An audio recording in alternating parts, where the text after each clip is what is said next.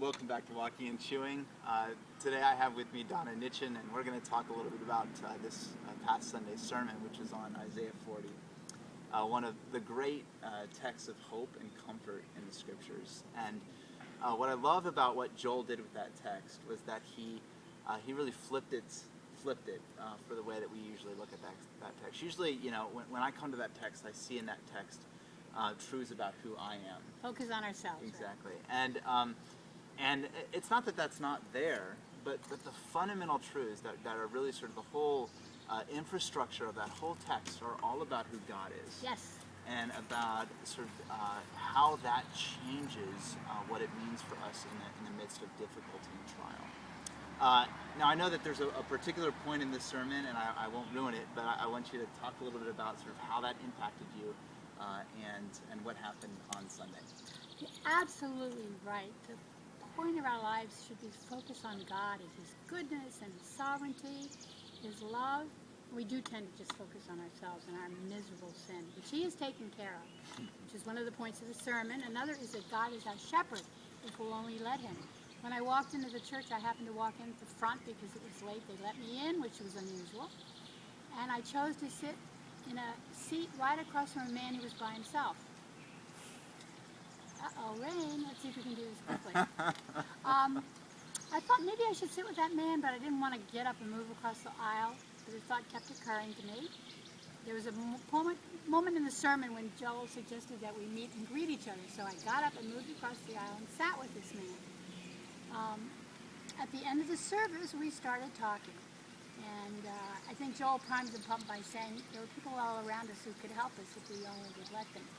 So he shared with me some points of his life which are exactly like mine, dovetail.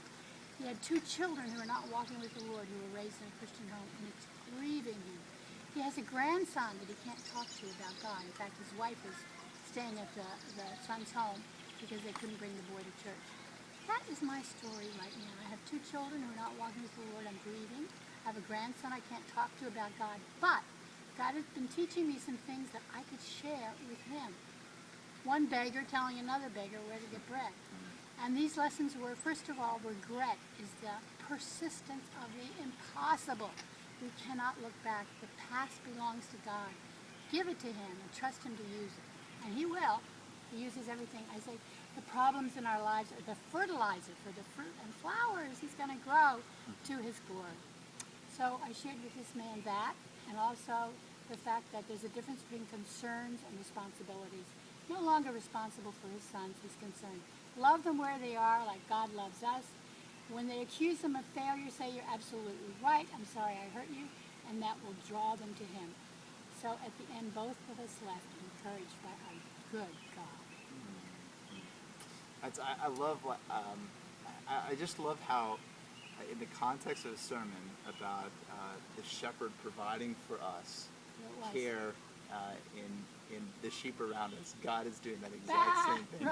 right in the context of the service. And actually, even as you said, before the service began, the Spirit is working ahead of Joel. I came in the front, to the back, and Joel read, right. Yeah, and speaking to you and saying, hey, I need you across the aisle. Yes, it was the Spirit, yes.